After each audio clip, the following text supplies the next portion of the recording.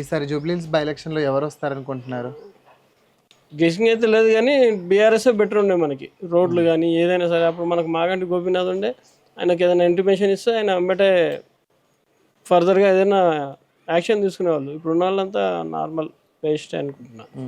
So ప్రస్తుతానికి అంటే కొత్త ప్రభుత్వం కూడా చాలా రకాల పథకాలు తీసుకొస్తా ఉంది. ఇప్పుడు బస్సెస్ ఫ్రీ బస్ వేశారు, లేడీస్కి ఫ్రీ అని చెప్పారు, కానీ మగవాళ్ళ టికెట్ రేట్ పెంచేసింది. అది లాభం లేదు కదా, వేస్ట్ అది. ఇంకోటి లేడీస్ కొట్టుకుంటున్నారు పబ్లిక్ జనాలు, అలా ఫ్రీగా ఏమన్నా అడగలేదు, ఏదో ఇస్తున్నారు కదా తీసుకున్నారు కరెక్టే. కానీ దానికి తగ్గట్టు ఆల్టర్నేట్ ఏదైనా పెట్టేది ఉండే.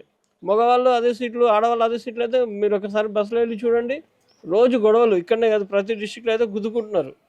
అది ప్రాబ్లం. ఫ్రీ అనేది కరెక్టే కానీ అన్నీ ఇవ్వద్దు. మాకు మెయిన్ కావాల్సింది చదువు, మంచి హాస్పిటాలిటీ, రెండోది మంచి జాబ్. ఈ మూడు అయితే మా ఫ్యూచర్ మాకు బాగుంటుంది. కానీ ఇవన్నీ ఫ్రీ చేసుకో మనం ఏం చేసుకుంటాం?